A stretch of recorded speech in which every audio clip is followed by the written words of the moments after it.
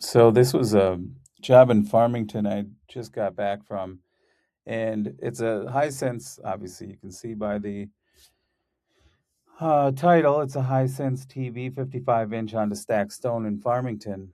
And with this one, the challenges with the stacked stone, they're not meant to be used for holding power. Now, with a 55-inch TV that weighs 40 pounds, will it be fine? Yeah, probably. Like, if you're here for DIY advice, you can get by with it. But, like I had 1,215 clients last year. It averages around 2.1 TVs per client on average. Some have one, some have 15, like new restaurants that need, you know, menu. They use TVs for menus now, obviously. And then if it's a sports bar, there's tons of TVs around to hang.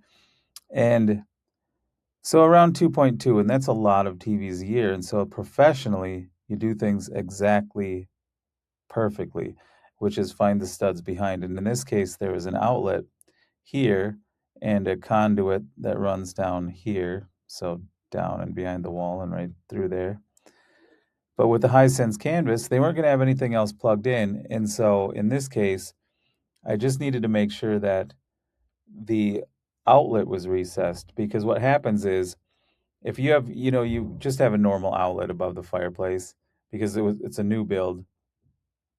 And if you plug the TV in, because unlike the Samsung frame where the standard model has a what's called a one connect box that has the brains of the TV, that usually people will, set here on a little stand with whatever other devices they have.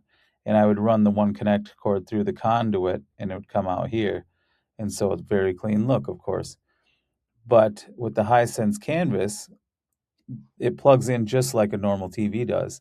And so there's no brains over here to plug it in and then, all the power and HDMI information runs up through that one cord. It's just plugged in like a normal TV. And since these TVs are meant to look like a piece of art, if you plug it in a normal outlet, it'll stick this far away from the wall because of the plug.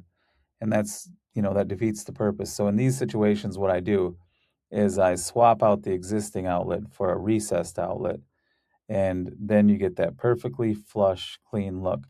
Now, with stacked stone, it's obviously not perfectly flush. It's flush against the stone that sticks out the most, of course. And what they have is little sticker pads that you can even it out. Let's say on this side there's a stone that stuck out a little, just a tiny bit further.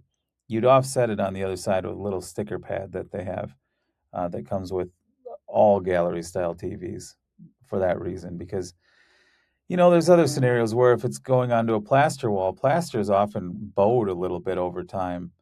Drywall almost never is because it's generally modern, of course, but plaster definitely bows.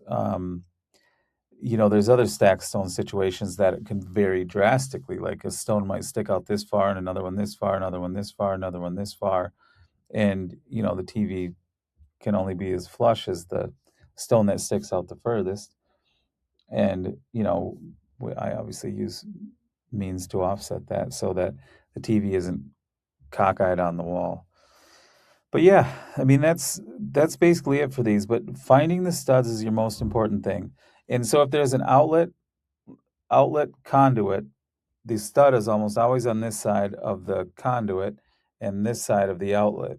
And so that's generally always the case.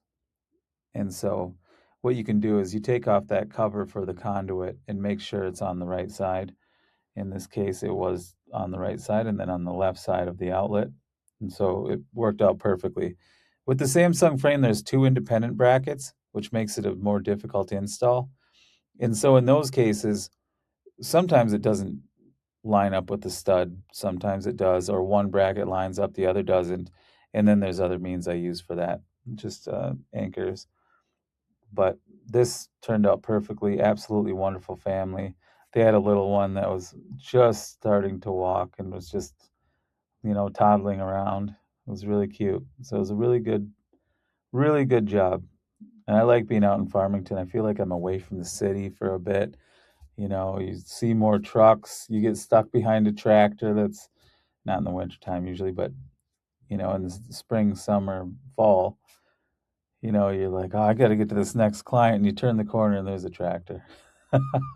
And you're thinking, oh boy, this is going to take a while, depending on how far away that farm is.